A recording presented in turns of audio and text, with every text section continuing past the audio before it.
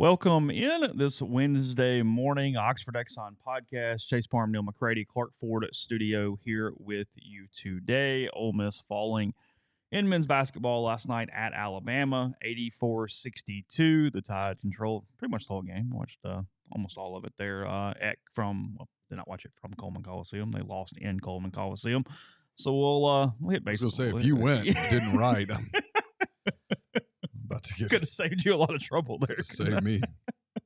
So we hit that, some football stuff. The what's it called? The NCAA Transformation Committee. Is that what it's called? They had some recommendations yesterday. Did you miss this? Oh, is this about the 90-team playoff? Yeah, all that stuff. That's why Kermit got asked about that last night. Oh, did he? He got asked about that last night? Yeah. Pick your spots, guys. Not the time for that one. Need another story. Okay. All right. When you got a quota, you got a quota. I get it. All right. So some more stuff coming today on the show. Hope all of you are having a wonderful first few days of the new year, keeping your resolutions in check, all that kind of stuff.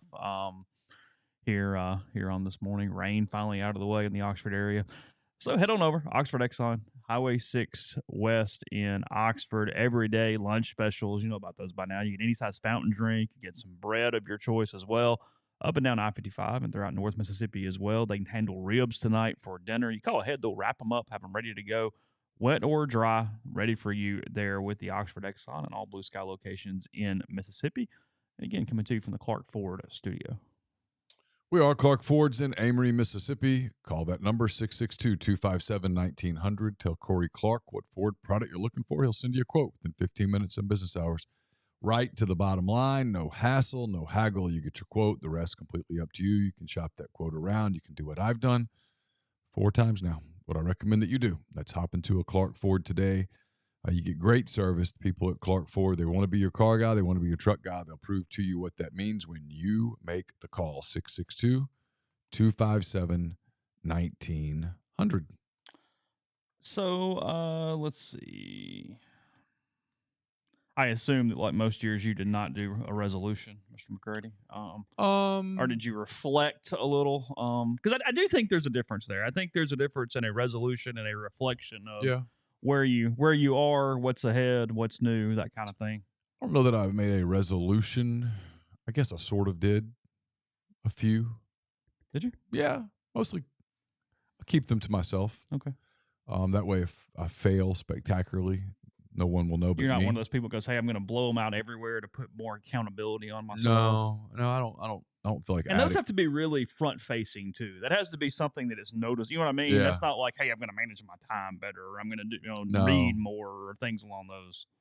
Yeah, no, along those lines. Not really. I mean, I've got some things. Yeah, there's 2 or 3 things, but nothing. I mean, nothing all that deep and profound. Not gonna run 9 marathons this year or anything like that. Oh no! I mean, I've worked up to 10 miles, and you're hurting.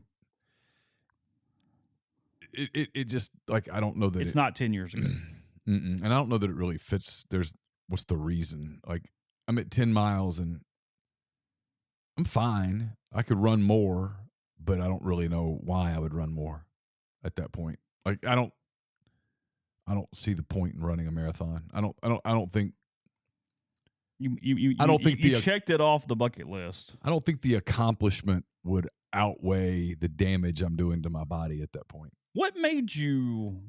And I know at that point you were just a long distance runner, but I understand completely the motivation of one. I mean, I have that wild hair from time to time. What is the motivation for 3, 4, 5? I mean, that level, you know what I mean? That level of training once it's kind of over, or even, I even understand 2 in a way because you're not like a one-trick pony. But past that, what's the goal or the motivation? Well, I mean, I ran the 3rd one because David Brandt wanted me to run it with him. Well, that's I guess that's true. I ran the 4th one because the first one I ran in Chicago, I went by myself, and Laura wanted to go with me. She wanted to be there for a marathon, so I ran that one. And I've thought about running a 5th one because 5 just sounds better than 4. So it is 4. Okay. I couldn't remember what it was. I've run 4. Big Sur, Minnesota, Chicago twice? Yep. Okay. So I don't know. Is there a place for the fifth one that was like, oh, if we did this, it would be cool? The one I've thought about is one of the ones in Montana where it's really flat and cool. Okay. And I've never been to Montana. So that, not like New York, Boston, like one of the the one like the one no one cares. The Chicago ones are so crowded that the first 13 miles you're running in traffic. Yeah, sure. I mean, just bumper to bumper, which makes you slower. And not even that. I mean, it's just you're actually bumping people, which you get frustrated with because there are people that aren't.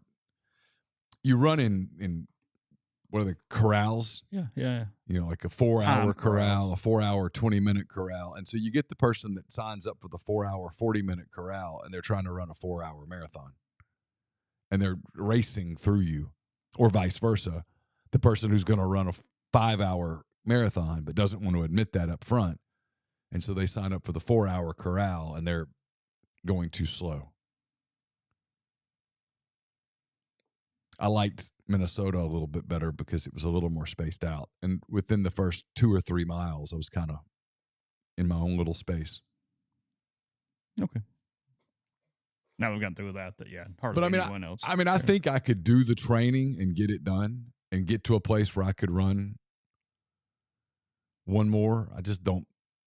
You really want to. Well, I mean, like the thought of you gotta really want to. The thought of like the 20-mile runs just sort of sucks because you're doing it in a gym. Because if you're going to run on a flat marathon, you might as well go run in a gym because you can control your hydration easier. You can't simulate, like in Oxford, you can't simulate a marathon on a flat surface because Oxford's pretty hilly. And then you have the humidity and such. So you're better off just running in a gym in a air-conditioned environment where it's 70 degrees. Does that make sense? Yeah, sure. And you can plan your drinking every 2 hours. You would have to literally drive around and lay out bottles and then come back and run it. Yeah, and would you really? And I know people who do that. Yeah, but would you really trust that? Like if you staying? Or just someone not tampering with it or disappearing or yes. I don't know. I mean, I don't know. I can't say that I'm never going to do it because that's a big word, but I don't have any plans right now. Okay.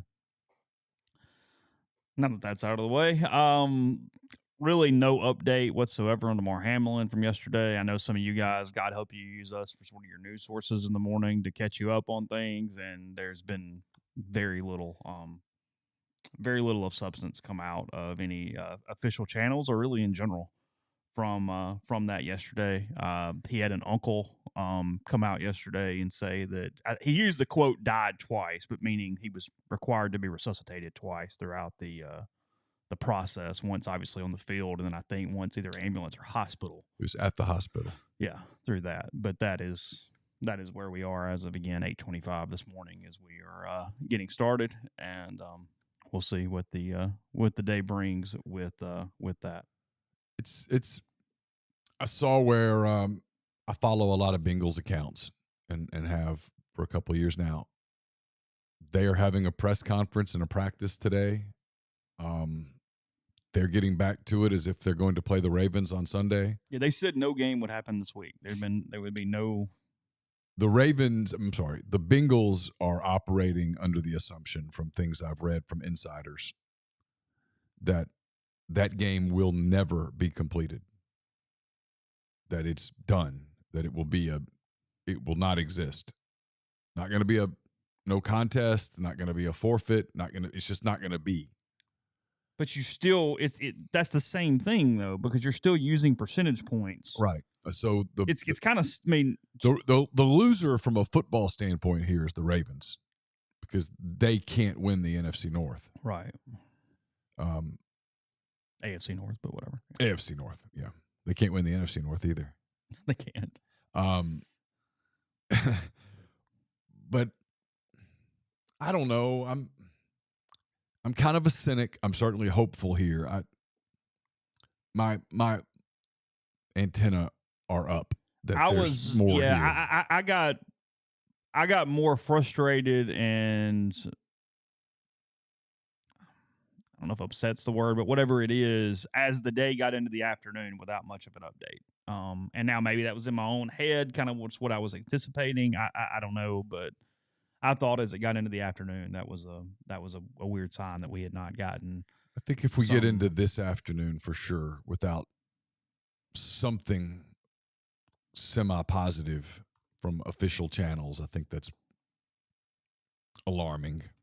Yeah, I would buy that. The league's lack of kind of conversation about that makeup game is alarming to me. And I could be completely off. I don't cover the NFL. I haven't covered the NFL in a long time.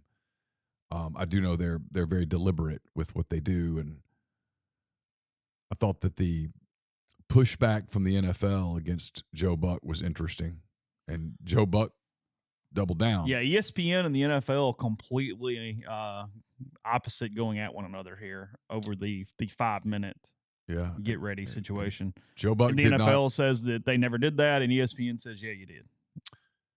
And I think they did. Yeah, I'm with ESPN on this one. Look, no matter what you think of Joe Buck has announced a lot of big things, right? I mean, he's done this before. That wasn't his first rodeo. He wasn't in that moment going to say that about 5 minutes unless someone told him that. Of course. He did not just go, hey, they're probably going to give him 5 minutes. I mean, no. And I go back to what I said yesterday at the risk of being repetitive. Joe Burrow doesn't pick up a football. And the Bills' defense doesn't begin to take the field unless Stephon Diggs doesn't deliver that pep talk, unless someone told them something. Okay? Yeah, sure. That's just too many coincidences. Sure. Joe Burrow, who very clearly was bothered, as evidenced by the fact that when they got to the locker room, he was the first person, this is per Bengals players, to say, hey, can we head over there? Can we go comfort and support our colleagues with the Bills? Joe Burrow's mind was not on, okay, let's get back into this. All right, we're 1st and 10 at the 48. Yeah. XY12 post, hey. Yeah. Hey, let's get Jamar involved in this. No. That's not where they were. That's not where his mindset was. So for him to pick up a football, someone told him, hey, we're going to play football. Yeah. So he put his work hat back on because what choice did he have? There's a lot there. Yeah. And the NFL's in a weird spot here. Frankly, the NFL's in a weird spot here with this story because, I mean, look, we're all rooting for the same thing. We're all praying and hoping and that he recovers and has a full recovery. But if you're the NFL, this is a worst case scenario. If indeed something, the worst happens, and you can trace it back to a football play, no matter how freak the football play may be. I was listening to NFL radio last night driving, and they had the voice of the Bengals on as a guest. And he made this point. He's exactly right. This was not just another NFL game. This was a primetime Monday night game on what was a federal holiday. Yeah. People had watched the Rose Bowl, and they were watching Bengals Bills, these two teams that are surging to the top of the AFC, maybe to the top of the league. They're undoubtedly two of the best 5 teams in the league, maybe two of the best 2 or 3 teams in the league. I mean, I think the only teams that you'd put in that air with them right now are the Chiefs and the Eagles. Sure. Cowboys, maybe. It's a small group. You have 2 of the bright young stars of the league in Josh Allen, Joe Burrow, playing each other for the first time. You had a lot of eyeballs on this. And as he said, it happened in the first part of the first quarter, really. What, about 7-8 minutes to go in the first quarter? Yeah. A lot of young eyeballs had not gone to bed yet. Right. They were still getting to watch that game. You had a lot of people a lot of moms and dads out there that saw that happen and looked at little Johnny and said, "You're not playing football." This was a big moment for the NFL if this goes bad. There's a lot here. There's a lot of questions that get asked if this goes bad that are fair questions. No matter how many people in our field go, no, it's not fair to ask. It is fair to ask. It's not fair to assume, but it's fair to ask what all was involved here. What happened? It's a fair question. And if this thing goes badly, and again, no one is hoping that it does. In fact, everyone is hoping against hope and praying as fervently as possible that this is not going to go badly, that he's going to recover, that he's going to be a fully recovered, return to the playing field one day. We've all gotten to know this guy, reading about him since it, and he's a wonderful person. And you look at what's happened with his charity, gone from unable to raise $2,500 to I think it's $6 million. Is it that many? I mean, there's a lot there. But in the event that this goes badly, or that there's permanent damage to him, there's questions that are going to be asked, that have to be asked, that need to be asked. And if I've been frustrated at anything, it's at the pushback that anybody gets if you dare ask a question of what happened. What happened? Was it just a freak thing? Is there something that could have been done to prevent it? Does equipment need to be changed? And look, to bring up the COVID boosters is not to say that, hey, this played a role in it. It's to ask, is it possible that this played a role in it? And that's not an unfair question. And it just shows how even on something like this, where everybody, unless you are a true psychopath, is pulling for the same thing, it still becomes so charged with anything beyond the initial general thing that is going on, that it branches off into these tributaries of discomfort and emotion and things because of leanings or whatever it is you want to call it. Well, our field has taken, and it has, I'm just being honest, it has taken basically a stance of, if someone says, is it possible that played a role? Oh, you're a conspiracy theorist. No, they're not. You're a conspiracy theorist if you say, oh, this definitely was because of the booster. Well, you can't say that. No one knows that. But if you ask, is it possible that played a role? That's just being inquisitive. But that goes both ways too. I mean, if you're doing a full scope of this, sure. You ask both sides of it. You go, hey, is vaccine booster related? COVID related? Yeah. I don't know. Right. I mean, is it possible there's nothing that says that a COVID infection at some point caused something along these lines. Absolutely.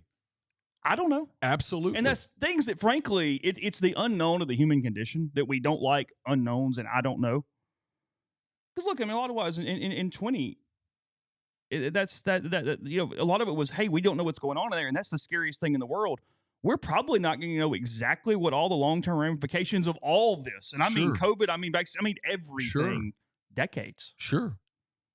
Absolutely. 20 years down the road, you go, oh God, no, the really minor COVID thing where you didn't feel a symptom, that caused something that caused some sort of heart thing 15 years later. And the prayer here is that Very there's possible. no way to get that answer because he lives. And he lives a long, fruitful life. I mean, that's the hope for everyone. But in the wake of it, I don't think it's unreal. I don't think it's sinister for people to ask what happened. Because when you watch that play, I mean, look, there are people that are going after T. Higgins because I mean, it's ridiculous. But when you watch that play, you think, God, I mean, starting at the junior high level, you see that play all the time. That wasn't a collision that you went. I mean, we remember they don't do it anymore. Remember they used to do the Sports Illustrated, ESPN hardest hits or whatever, and you'd see these hits where the helmet goes flying and stuff. And we don't see that anymore because thank goodness. Yeah, but we do still see collisions where you go, ooh, right? That was not one of those. If anything, it was just kind of sort of ran into each other. Yeah. No, look, there is a very freak accident likelihood of this exactly what happened here. You've seen it in multiple sports. You've seen it through things. We don't see it in football very often because of pads and things the way they're set up. But, I was reading a story this morning in the Indianapolis Star because, like I said, Greg Dole does really good human interest stuff, so I follow them just for that. And one of the other writers, it was not him, but he had retweeted it, that a woman was not watching the football game on Monday night, but she got calls going, "Are you okay? Or are you whatever?" And she's like, "What are you talking about?" And they said, "You haven't turned the game on. Be careful."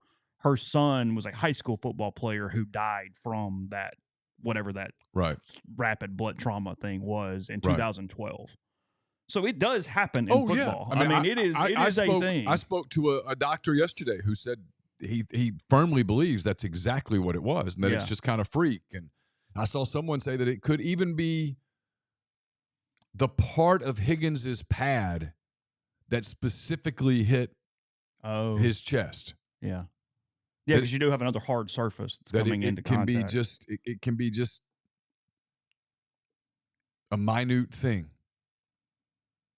Yeah. Hardman's got a good point. Surprised it doesn't happen more in car accidents, hitting things the way you are. But again, it has to hit also that millisecond in your beat pattern. That's there. No, yeah, the whole point here is not about a conspiracy or anything else. It's that you want to know exactly what happened so you can know moving forward exactly what happened. You want all the information. Information is never bad. You want all the information in all the ways you can get it, and just going, nope, I'm going to put my head down. No, let's figure it out. Well, my point is, in the event, and again, I hope we never have this conversation, but in the event that it goes bad, if I'm the NFL, I'm like, hey, before we all just go, this is a football thing, and no people are going to play football anymore, because football's not as healthy at the grassroots level as it was 10 years ago. Sure. It's not. Sure. Now, football still makes a gazillion dollars, but it's not as healthy as it was a generation ago at the grassroots level, 10 years ago at the grassroots level. It's just not. Go to a high school football game in this state, which is football crazy, and come back and tell me it's as healthy as it was 10 years ago. It's not. They can't afford things like this. Anything that has a percentage in decrease in activity. Yeah. Where parents look at their kids and say, you're not playing. Yeah. Because once you take enough kids out at the grassroots level, it trickles up economically. Participation is what it is. I mean, so, kids are going to follow what they grew up playing. Yeah. That's typically how it works. And so if you're the NFL, hey, I want these answers. And frankly, at this pace, if you're I won't even finish the thought. Hopefully he's okay. The two things that people are clinging to from a positive standpoint from yesterday as we close this sealed into the break is that apparently the Bills players received a guardedly optimistic update from the team at some point yesterday. Just kind of in closed doors, what they were told about his condition. And then the uncle's quote when he spoke to, I don't know if it was ESPN or NFL.com or NFL Network, sorry. He says, quote, "A lot of people don't get to see how loved they are while they're alive. So for him to have a situation where he could have been taken away and has a chance to come back and see all that love he got," was a quote from his uncle yesterday. So that at least there was a connotation of optimism in that, was something that people had taken. One of the things that I heard that scared me, frankly, and I don't know why, because I don't know the person.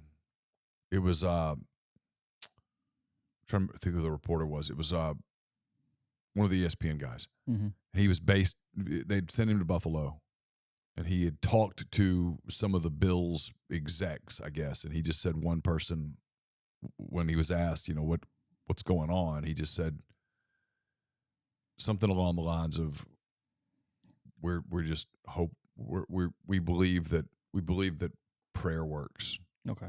And that felt kind of hoping for a miracle kind of type thing. And yeah, sure. That's always kind of alarming a little bit when you don't. Because usually if things are trending in the positive direction, someone officially starts to kind of say that a little bit. Sure. We haven't gotten that yet. Yeah, they're very quick to go, no, hey, we're going to be okay here. Yeah. Or it looks, there are some positive signs. And it's been guarded. And it's been super guarded. Yeah. Podcast brought to you in part by the Ole Miss Athletics Foundation. They want to thank the Rebel Nation for their incredible support during 2022. Thanks to your generosity, the Champions Now campaign is nearing the $52 million mark. Looking forward to even bigger 2023. So for info on supporting Ole Miss Athletics, that's givetoathletics.com. And then also basketball seasons are heating up for the men's and women's programs. You can show your support with their efforts on the court by signing up for the Pledge Per Win campaign today. Sign up to pledge a specific amount for each Rebel win. You get blue priority points through every donation. You can visit givetoathletics.com/donate or call the Ole Miss Athletics Foundation for that at 662-915-7159. Step into the new year in style. If you haven't made the move already, you really need to experience the difference a quality sock makes. Go to deadsoxy.com. Enter the code Rebel Grove at checkout. Get 25% off all orders, including sale items. As they continue to grow, they want to extend a special thank you for the continued support of the Rebel Grove community. The folks at Dead Soxy are constantly striving to improve their quality, relationships, and customer experiences. As an MPW digital listener, you'll be the first to hear about all new products and opportunities as they come. Remember to enter the promo code Rebel Grove at checkout. Get 25% off all orders. And Happy New Year from Dead Soxy. Walk-On's Sports Bistro puts everything they've got into bringing you game day with the taste of Louisiana. Dig into their mouth-watering, made-from-scratch Louisiana cuisine, po' boys, gumbo, voodoo shrimp, plus fan favorites, juicy burgers, fresh salads, all in front of 70-plus TVs, 40-plus ice-cold beers on tap. Visit Walk-Ons today in Oxford or Ridgeland. The College Corner is your one-stop Rebel shop. 2 locations in the Jackson area, and Ridgeland is next to Fleet Feet, and Flowwood is next to Half Shell. You can also go to collegecornerstore.com. Plus, you can find them on Facebook and Instagram. They have the largest selection of Rebel gear in Central Mississippi. And we're brought to you by Comer Heating and Air, Southern Air Conditioning and Heating. Different names, same great products and services. If you live in Oxford, Tupelo, or the surrounding area, call Comer, 662-801-1777. If you live in Hernando, Memphis, or the surrounding area, call Southern, 662-429-4429. A-Stock Auctions is a Nashville-based online auction company with the mission to provide customers the power to name their price. All items at A-Stock start at just $1. That's right. Every item starts at just $1. Shop now at astock.bid or download their app. Name your price on thousands of items from big-name retailers. A-Stock has multiple locations around Nashville that offer local pickups, so don't miss out. Want it, bid it, win it. Podcast also brought to you by Prime Shrimp, primeshrimp.com. They've got 7 different flavors available for you, including their most recent New Orleans-style barbecue shrimp flavor. It's one of their best ones, along with their signature edition. It is some of the more all versatile options. You can put them in salads. You can put them over pasta. You can do whatever you want with it. Just eat it right there after it is done. You throw them in the freezer when you get them from the mail, and then in less than 10 minutes, freezer to plate there with Prime Shrimp. They've got money-back guarantees, and if you are a first-time customer, $20 off your first order with Prime Shrimp. That's primeshrimp.com, code MPW. So, as I mentioned, just for a couple minutes here, it was actually a little bit of an interesting night in the SEC last night from a basketball standpoint. Ole Miss, again, losing 84-62 to Alabama. The Rebels go 35% from the field, but the more important number, they go 8% from the three-point stripe, 2 for 24 last night. 71% from the line, if that mattered. Alabama, 46, 45, 68 are their splits. So 45% for 3 from one team, 8% from the other team. I can give you the winner at that point. As again, the Tide, I mean, they're a Final Four contender. They're incredibly good in a home court. They were great last night. For Ole Miss, Brakefield finished with 14. Ruffin finished with 13. Yeah, I mean, Morrell with 9 on 4 for 13 shooting, 0 for 5 from 3. Akuba had 11, I think. Okay. He did. They did not play well enough on either end of the floor. Ruffin and Morrell together went 0 for 12 from 3. Yeah, Deshaun was 0 for 7. Morrell was 0 for 5. 0 for 5. They go to State on Saturday, where I was talking to Rippy about it last night. I mean, that over-under total might be like 105. Neither team can score at all. No, But we're approaching the point where, like, you guys have to pull something off here soon. And I don't know where they go get it. I mean, they got State. Look, they've played arguably, probably the two best teams in the league already. So it only gets easier from here. That being said, they have to play a lot better. You have to shoot better. You've got to be able to knock down some open shots. You've got to be able to defend better on the perimeter. You've got to be able to defend better in the post. There's an athleticism issue. There's a lot there. I mean, it's too early to do the autopsy here, but they got to get going here soon. We've talked about this. I mean, the next few games, today's the 4th. I mean, I've said, hey, let me know on January the 21st what the record is, because you're going to have to win a couple of games to keep this thing with any degree of hope in it. And it's State, and then it's Auburn next Tuesday, and then it's Carolina and Georgia. Carolina, Georgia, then at Arkansas. And at the end of that stretch of 7 games, you need at least 2 wins, maybe 3. When you say that, though, what are you talking about? Like when you say keep whatever to prevent the conversation from shifting to nothing but, okay, what happens? Yeah. To where there's actually a season conversation. To where there's a season conversation, to where people aren't doing the, well, should we do something mid-season? Which is stupid, by the way. The answer is no. And the answer is God, no. No. And it will never be yes.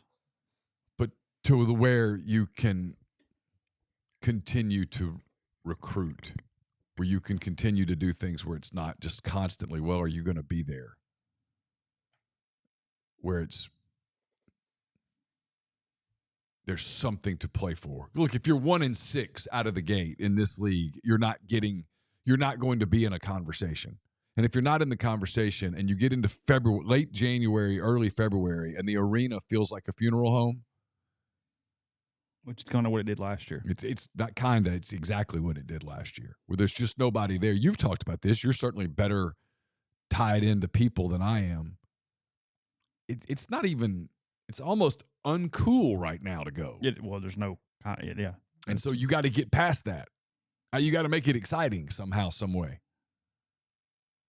And people can do the countdown to baseball season all you want, and this is not a criticism in any shape, form, or fashion of college baseball.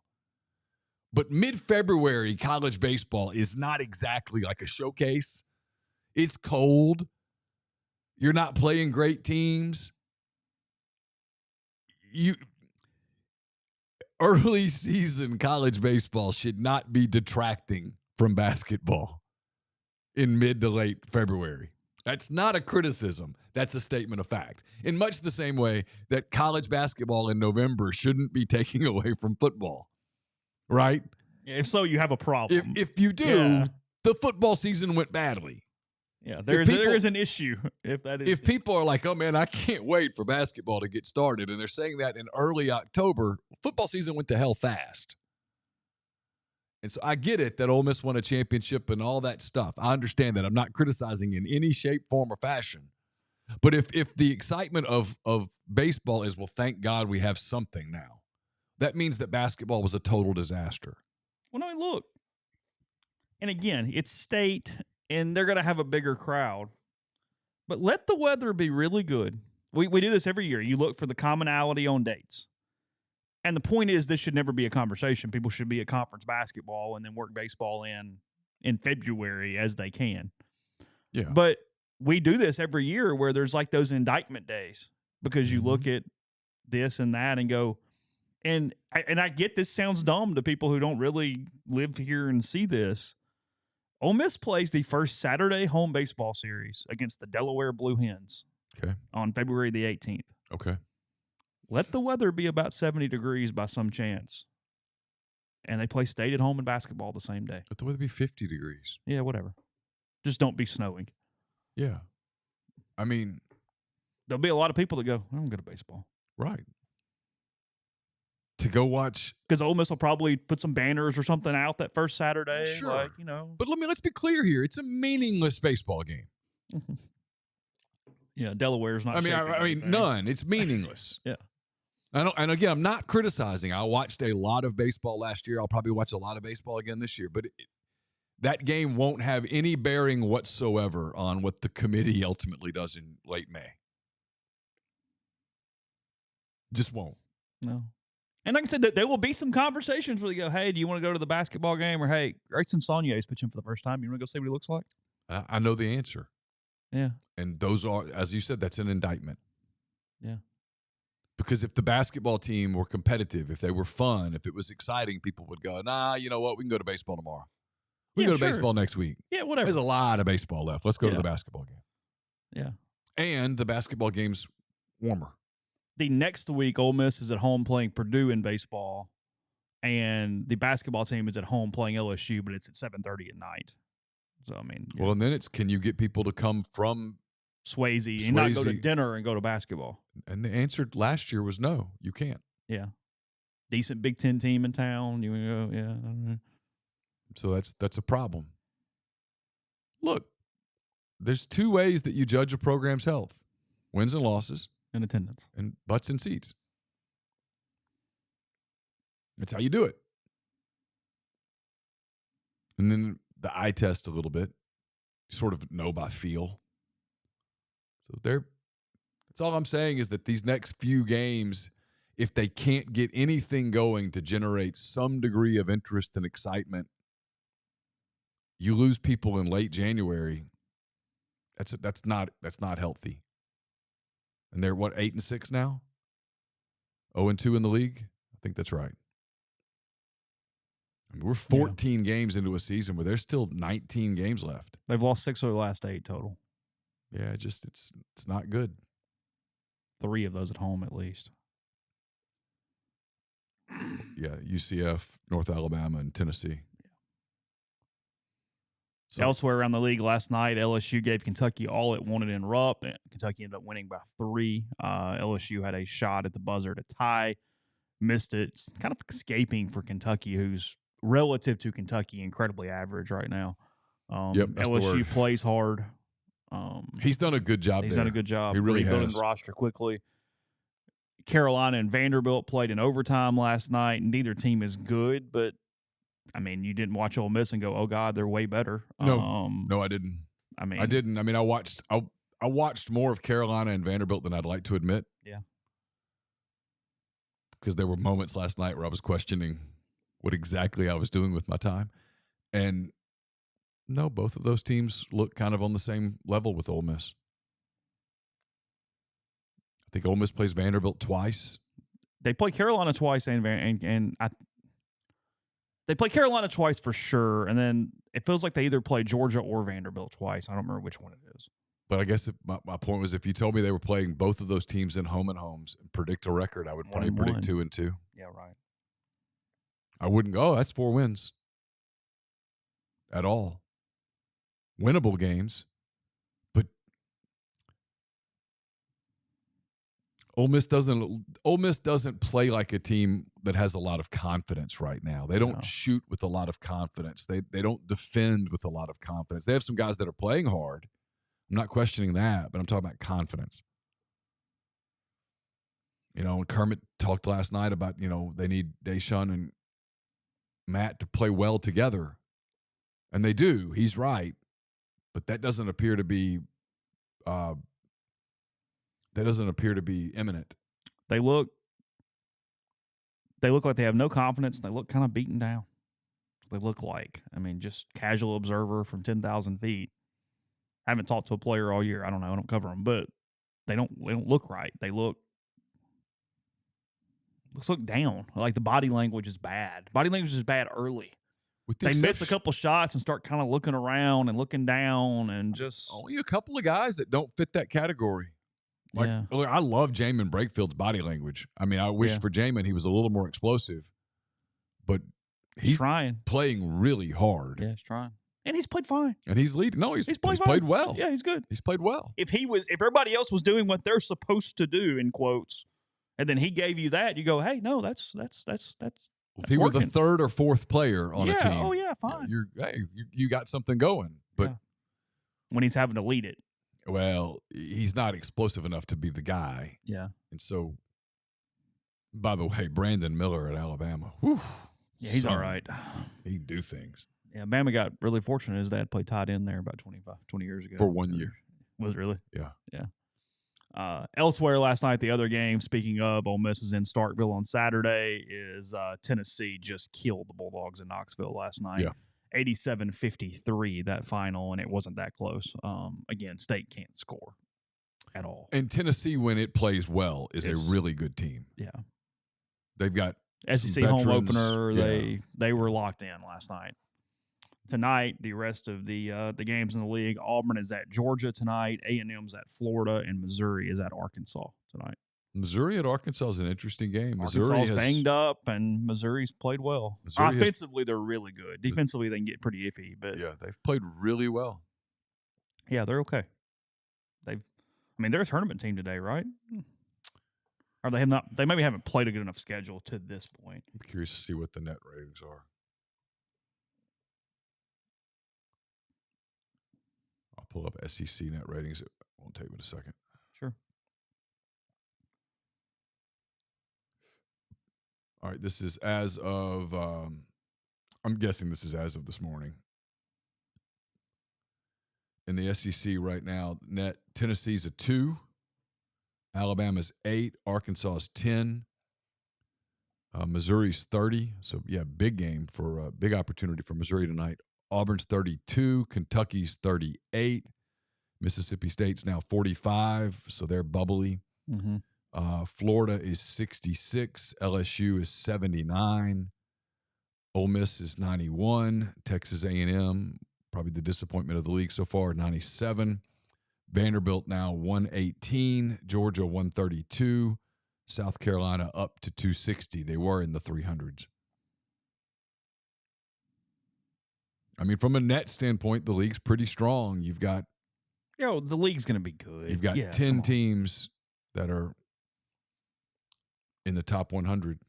Yeah, that's no issue. And then I always do this because they're joining sooner rather than later.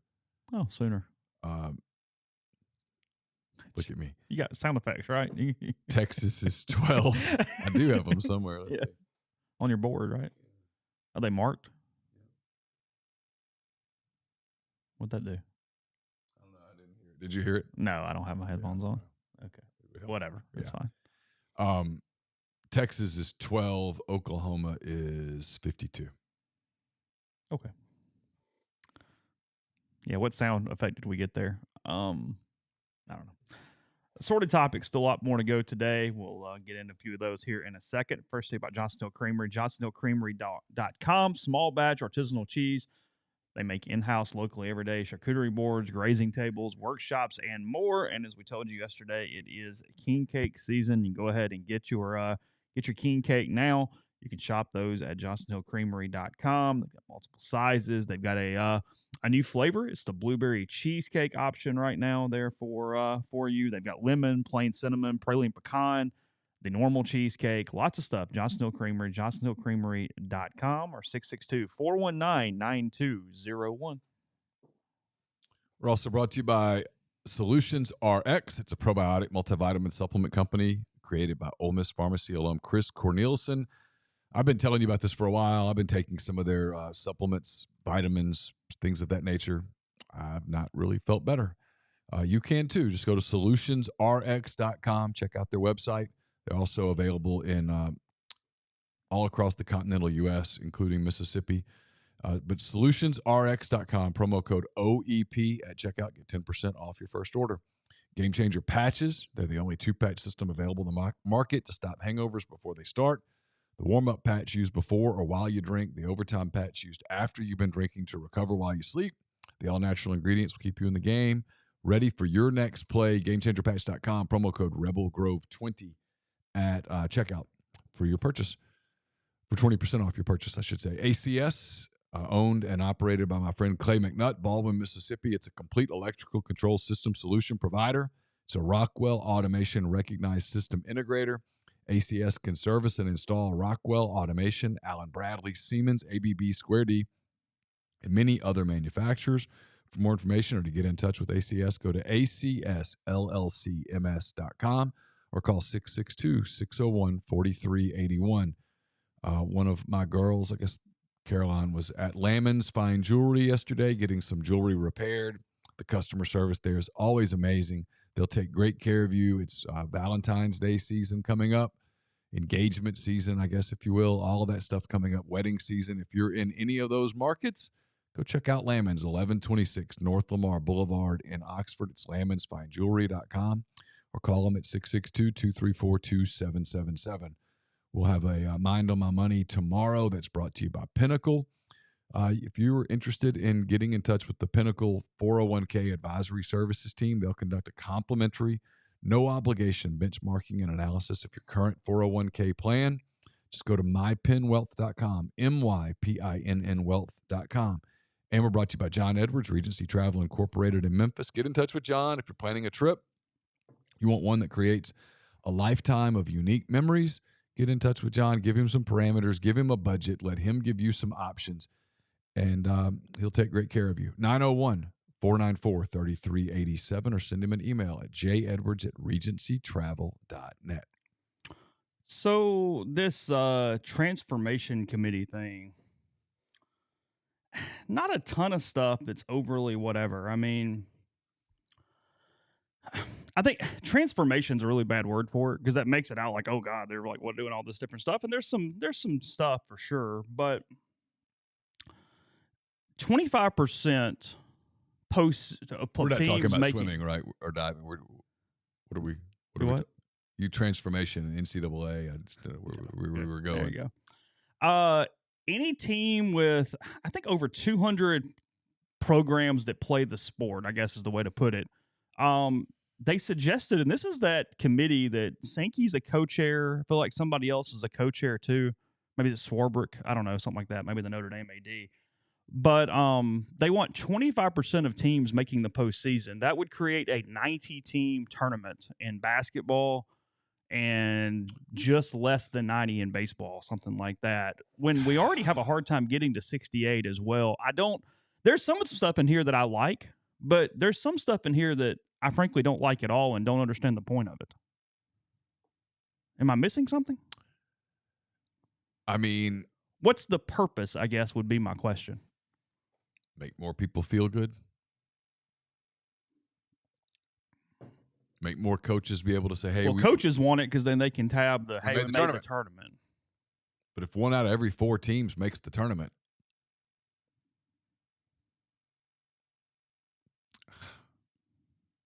look, you want to expand the basketball tournament, expand it.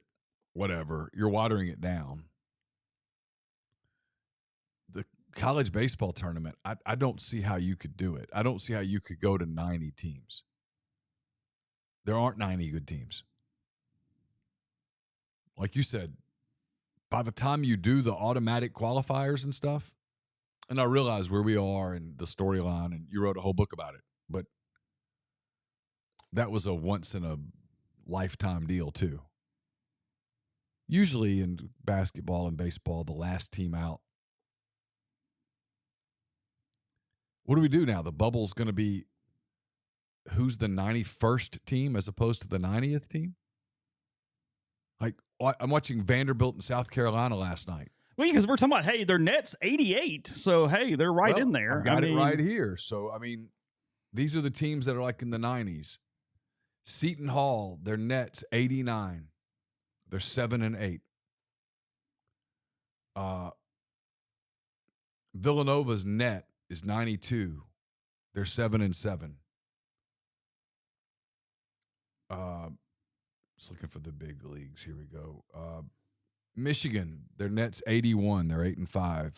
Nebraska's 84th. They're 8-7. I'll go to SEC. I'll get to it. These are the conversations we'd be having. Does anyone find this interesting? Colorado State was 109. San Jose State's 96. San Jose State's 10-5. Colorado State's 7-7. Pac-12. USC is 83. Stanford's net is 108. They're 5-9, Chase. In the SEC, we talked about it. LSU is 79. I mean, LSU's going to be in the conversation anyway. Ole Miss is 91. So Ole Miss would literally be on the cut line. Mm-hmm. Does Ole Miss look like a tournament team to you? Well, no, of course not. We watched South Carolina, Vanderbilt, 118. They're 8-6 right now. Same record as Ole Miss. Did you watch some of them last night? Did they look like a tournament team to you? A tournament team? Of course not. I mean, not even close. I mean, it's not. I mean, Georgia's 10-3, 10-3 overall, 0-2 on the road. What are they in the league? I'm looking for conference record. I don't see it. Georgia has 8 quad 4 wins. They have 2 quad 3 wins and nothing else. Ole Miss has 1 quad 1 win, 3 quad 3 wins, and they're 4-1 against quad 4. That's not a tournament resume. But we're going to build out the tournament to that? For what reason? I guess more TV? More brackets? Sure. Just be transparent about it. Don't say it's because, well, we think a quarter of the team should compete. No, you don't. You're just throwing stuff out there. But like in baseball or softball, are there 90 teams that are postseason worthy? I mean, whatever. First world problems and all, but it just feels like you're expanding for the sake of expanding. It's not. I know people will say, well, football's expanding to 12. Yeah, but we all look at that and go, we understand it. It's a giant moneymaker. I'm not sure expanding the college softball tournament is a giant moneymaker.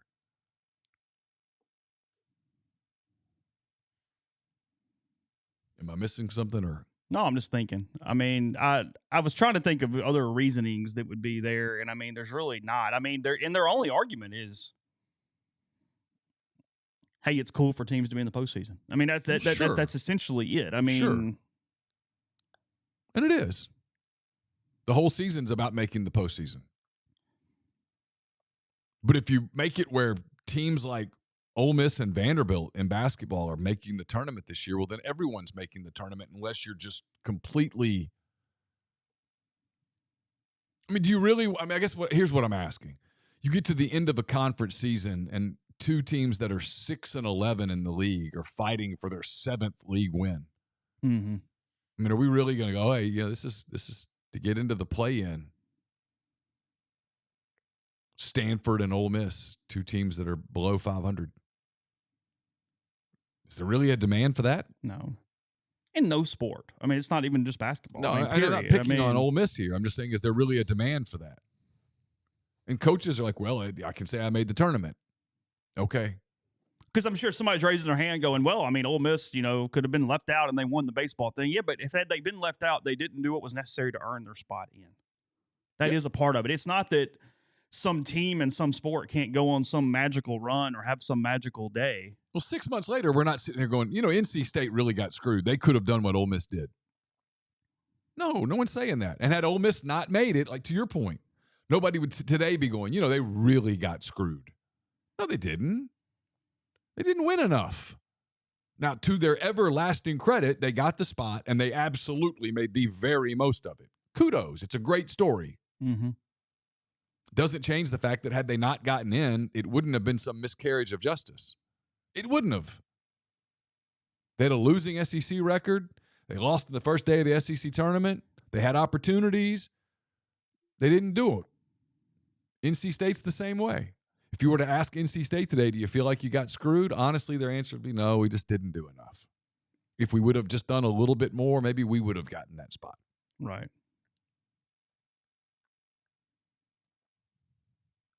So I don't see where expanding it makes a ton of sense. But if they're having these conversations, they're probably going to do it.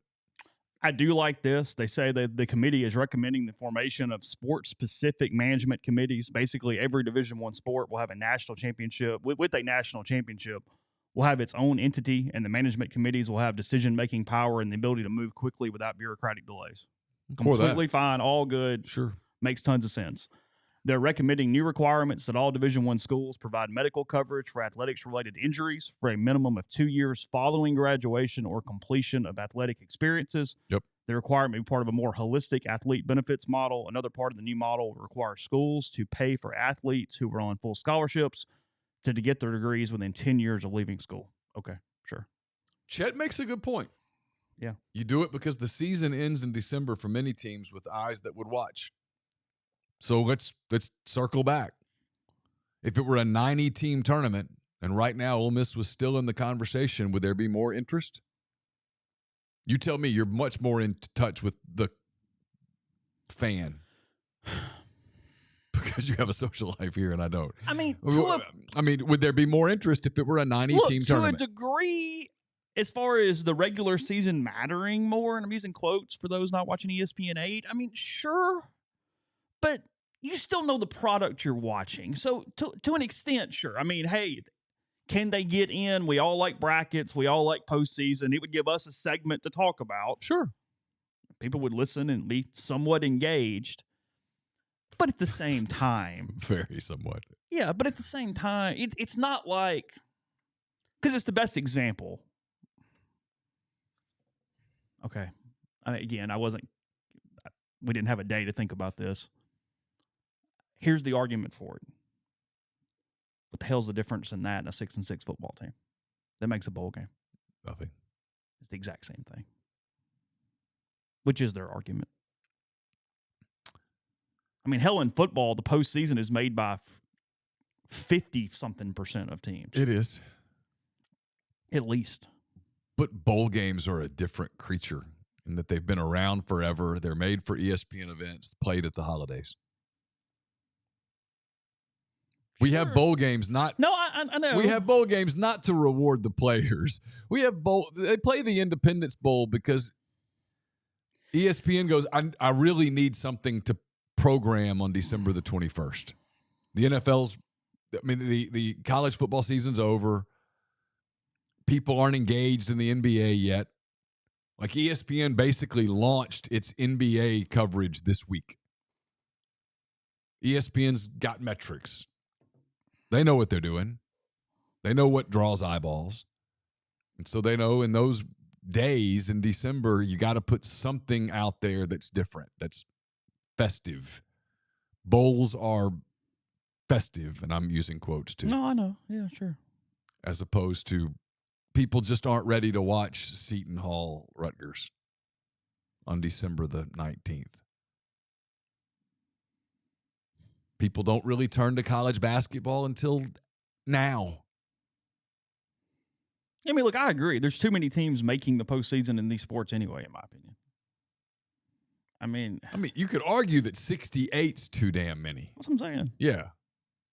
I mean, we had 64. It was fine. We didn't need the extra 4. And the play-in's fine, but it's unique. They expanded it with something unique. It's a TV date, though. Same thing. It's a lot like the bowls. It's just a TV production to literally, it's the Tuesday and Wednesday before the tournament starts. It's adding 2 days to the tournament because all the selection Sunday is on Sunday, obviously, which means the conference tournaments end on Sunday. So there's just one dead day instead of 3 dead days. They need something to put on the TV screen.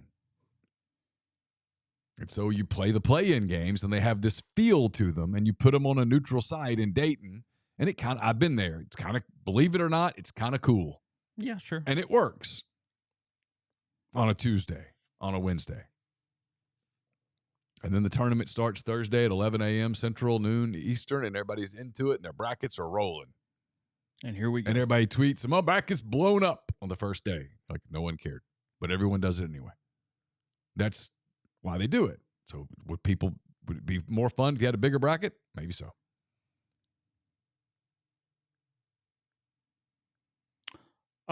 Something that would not affect any SEC schools at all, but just in general, the FBS, they're asking the FBS to reconsider its football attendance requirement while focusing on other elements that more directly link the student-athlete experience to expectations for membership. I'm fine with that. The rule now is that you have to have an average attendance of 15,000 fans per game to remain FBS.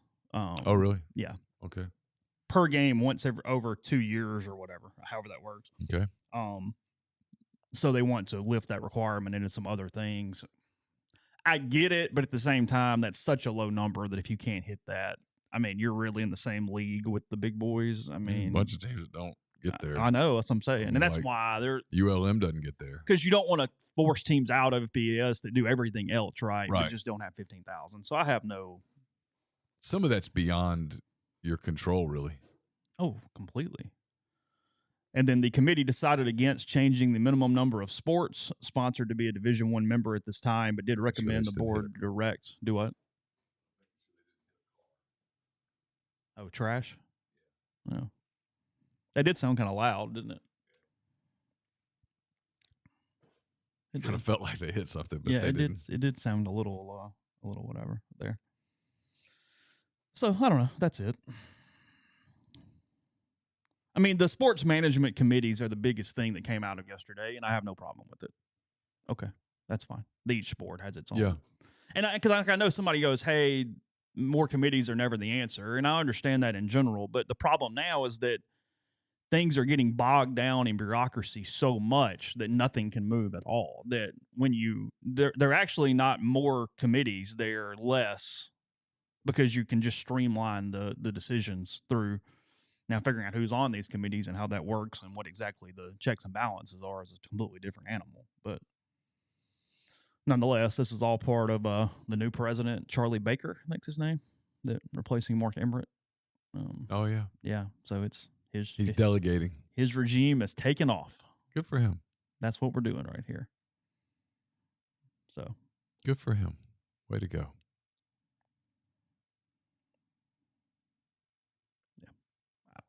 Whatever. I'm going to move on in a minute. We'll hit some football before we finish up. But I'm just in passing, I call Kentucky relatively average. Is it fixable, or is that just what they are this year? Are they banged up or anything, or is this what this? I mean, because look, here at some point, Cal hasn't done a very good job. Mm-mm. It's making them too much money to not do a very good job. Yeah, they're frustrated. They should be better. They're not completely healthy, but they should be better. Look, what's happened with him is the same thing that's happened in football a little bit, is that the talent pool has been dispersed a little. If you look around the league, for example, Kentucky's no longer the only sexy team for recruits. Look at the elite recruits. They're at Alabama. They're at Arkansas. Trying to think. It feels like I'm skipping somebody. Auburn has recruited at a really high level over the years. Sure. Those kids used to just all go to Kentucky. Now they don't. And Kentucky's not quite as hot anymore. Still very good and still talented, but the transfer portal has changed the game a little bit. Teams are just more competitive. I mean, look at LSU. LSU played them to the wire last night with a team full of transfers. But no, to answer your question about Cal, they're underachieving. And if this is what they are, which is 38 net, they're in the tournament. They're 10-4. But 6 of their 10 wins are quad 4 wins. 2 are quad 3 wins. Are they really? They're 0-3 in quad 1, 2-1 in quad 2. So they're not beating good teams. And they don't look as good as some of those other teams. I mean, just watching their personnel. Now, that said, if Kentucky fired John Calipari today, he would have 20 offers within 20 minutes. Of course. His agent would be, hey, we have a check. But that doesn't mean it's working. No. He's been there a long time, too. Sometimes you can stay somewhere so long that it just gets stale. Really?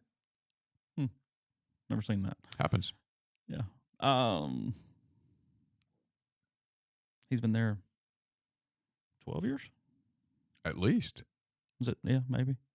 Because he replaced Gillespie?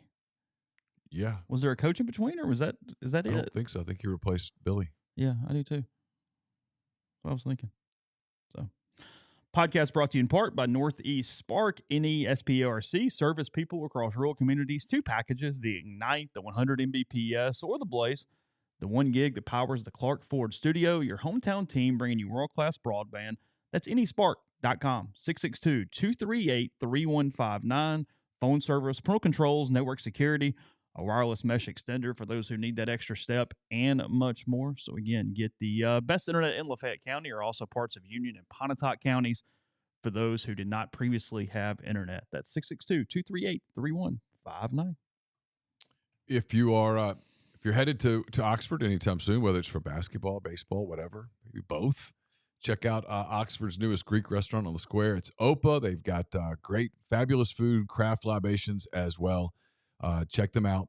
It's a fun place to spend an evening. If you're hanging out in Oxford during the day, run by Rafters on the square. Rafters Music and Food. Grab a burger, a po' boy, an appetizer, and have a drink, watch a ball game, playoffs, all those things before the kids take over at night. Great place to stop at Rafters. I've got a mailbag up. It's brought to you by Whitney McNutt of Tommy Morgan Incorporated Realtors, serving you for all your real estate needs in Oxford and Tupelo. She sells condos, land, commercial, and residential family homes. You can reach her at 662-567-2573 or 662-842-3844. Also brought to you by Service Specialist Staffing and Recruiting Agency, connecting great job opportunities to candidates since 1967. If you're on the job hunt, they can help you. We talked about that.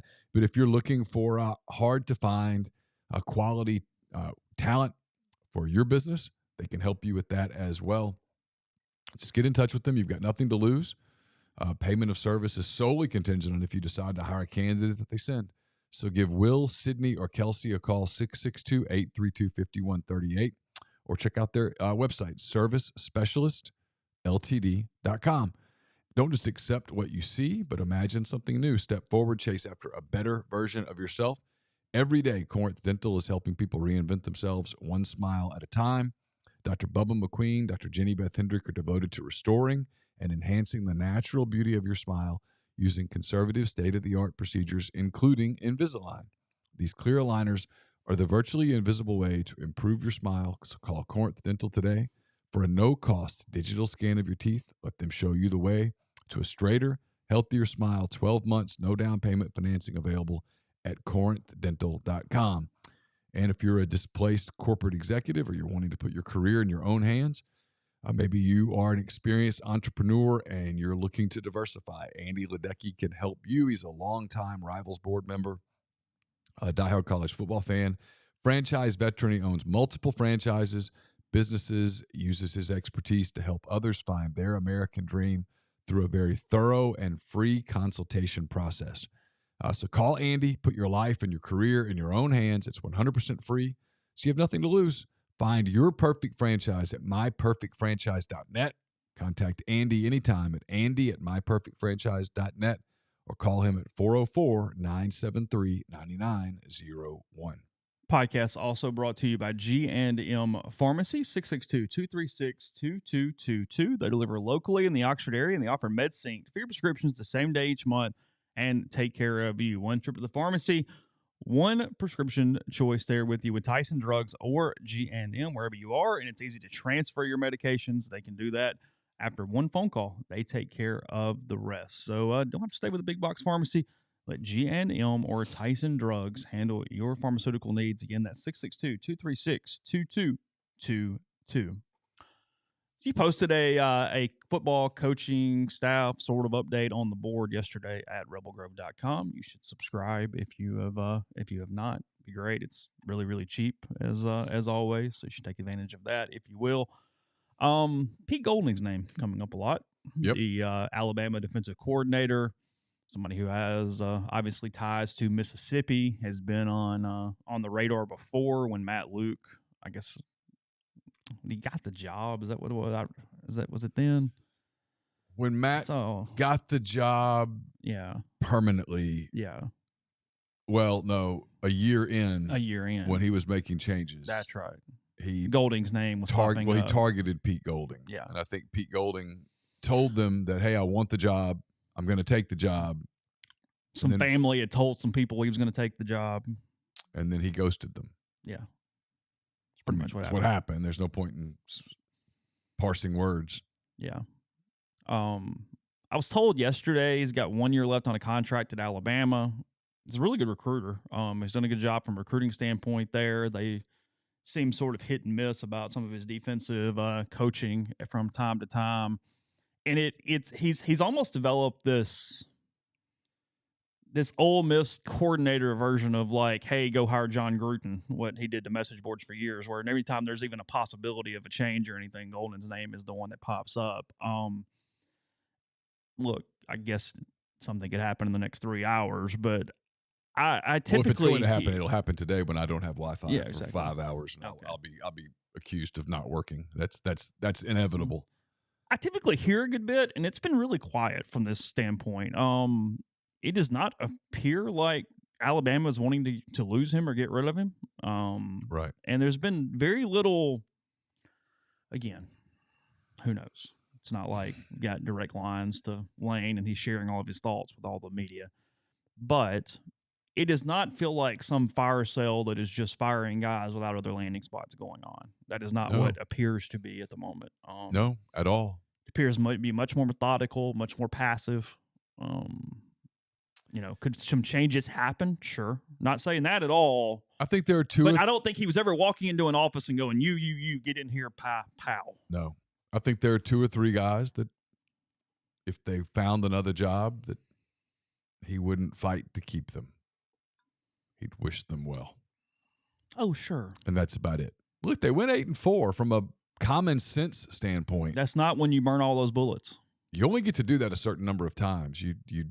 If you're walking in cleaning house after an 8-4 season, what happens if you go 6-6? What do you do then? So you got to be careful with that. And then the other thing is when you let people go, you've got to replace them. Who do you replace them with? Yeah. When there's a market where a lot of people are looking for coaches. So as for Golding, last night was the first night that I heard anything about that to make me think that there was ever something. And I don't think there's been any conversation for a while. I guess it's possible that could heat up.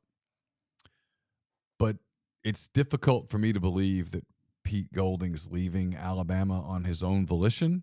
Maybe he does. Saban is hard to work for. It wears you out. It's constant. But I don't think so. And then what happens with Chris Partridge in that environment? Right. Chris has been one of the better recruiters on that staff for the past 3 years. So there's just more to it than that. I don't know, how all that would work. It doesn't make a lot of sense to me. I'm not saying it won't happen. I'd bet against it, but it doesn't make a ton of sense. And I think, and this is mildly educated and a lot of guessing, what's happened a little bit is that Bama kind of expected, people around Alabama kind of expected Saban to potentially move on from him just because it's sort of been on the precipice for years and it hasn't happened. I think maybe this is the year after you missed the playoff. And there's basically a lot of kind of sea change to Alabama in general. You got all those underclassmen, including Eli Ricks yesterday, which people didn't necessarily expect. A lot of underclassmen going into the draft, a lot of changes. You're losing Will Anderson and Bryce Young and all this stuff that, hey, maybe this is part of that process. And the speculation, given everything else involved, is that if Golding was out, Ole Miss would be an obvious place to land. I think people were putting a bunch of blocks together and getting from A to Z. I had someone tell me last night that Lane wants Golding. So maybe there's something to it. I can't sit here and tell you there's nothing to it. I can just tell you that it's hard to get anywhere with it. Where I'm like, oh yeah, this could be imminent or this could happen, and it could heat up fast. I mean, it's just a couple of phone calls, but there would be some moving pieces that would have to happen to make it make sense. Yeah, he's got ties here. He's got family here. His wife is from here, I think. Yeah, I mean, there's stuff. But we've also been down this road before, and it didn't happen. And it didn't really end in a very graceful manner. And some of the same people are still around who were there then, so you'd have that to deal with. I'm not saying that would be insurmountable, but just stuff. There's stuff. Yeah, sure.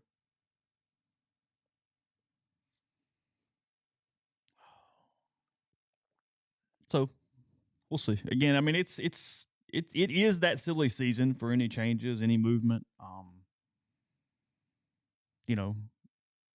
Thornton was out quickly. Everybody knew when that was. I mean, we basically heard he was saying goodbye to everybody after the last game, knowing that was it.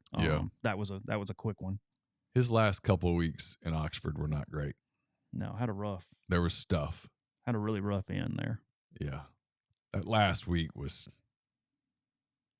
there was stuff. A lot of stuff. And you got some experience there. Got an upgrade there with Garrison at offensive line. That was an overall good move.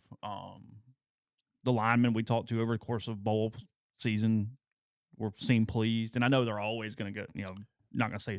I do think at this level you have to have a mix of some older coaches. Yeah, you can't just be a bunch of young guys. It can't just be nothing but young energy recruiter guys. Okay, yeah, but you're managing. You need some experience. I think they not a criticism of Thornton at all. I just think there's an upgrade there that comes with experience. Yeah, sure. He's going to be a really good coach at the position and what the overall staff looks like and how you put those things together. Right. Both of those things. He could end up going to Auburn and going great because the staff composition is different. Sure. Sort of. And well, Hugh is a little bit more hands-on from a schedule standpoint than Kiffin. I think that's safe to say. Yeah, sure. They, I guess at the Under Armour All-American game, they, or maybe just in general, maybe that's not where they were. The Athletic did a story. Did you watch the All-American game? No, I never turned it on. I mean, I followed. Really? But I didn't watch. Oh, no. It's great. Okay. Team Phantom and Team... I'm all Phantom all the time. Okay. I won't even acknowledge the other team. One of the recruits said that on a recruiting visit, he took over 700 photos. They required over 700 photos over the course of the weekend. Was he like going through sorority rush? What was the deal? I don't know. I mean, wow. Yeah. That is a lot of Instagram. Yeah. Okay. Yeah. All the players had anonymity. They asked, what was the largest amount of NIL money discussed with you by a coach or representative? $400,000 to a defensive back a year. Okay. One player said never had anything. Sure. Somebody said $1 million on signing day. They called the parents and coaches. I don't want to answer that one, but it was more than $1 million. Ooh. One school mentioned 3.2 over 4. Okay. Nobody talked NIL. Over 7 figures. It wasn't the coaches. It was the guy who did NIL stuff. The closer I got to the commitment, the more and more things went up. You're going to look at me like I'm dumb. It was $75,000 a car in my own apartment. But I know you're not getting any money if you're bad. The school introduces you to the people who are going to pay you. Numbers didn't come up. Schools knew that wasn't going to attract me, so they didn't talk about it much. The biggest amount of money was $3 million over 4 years. You were paid for your results. It played a factor, but not as big as some people may have think. There were some big numbers, but nothing specific. It was between $50,000 and $75,000. The prices can range. The price can range depending on how much of an impact you make with the program. I thought that wasn't allowed. It's thought it couldn't be. Yeah, this is not. Oh God.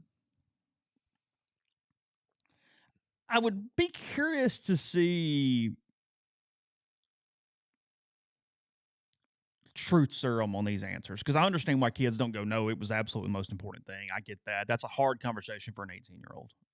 Sure. I get it.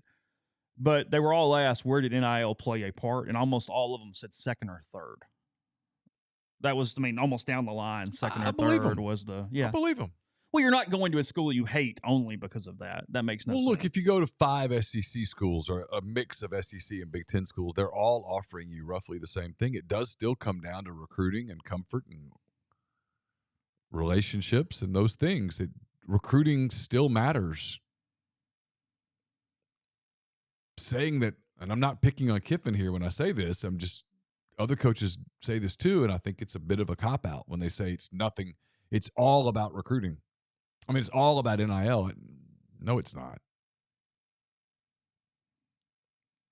I don't believe that.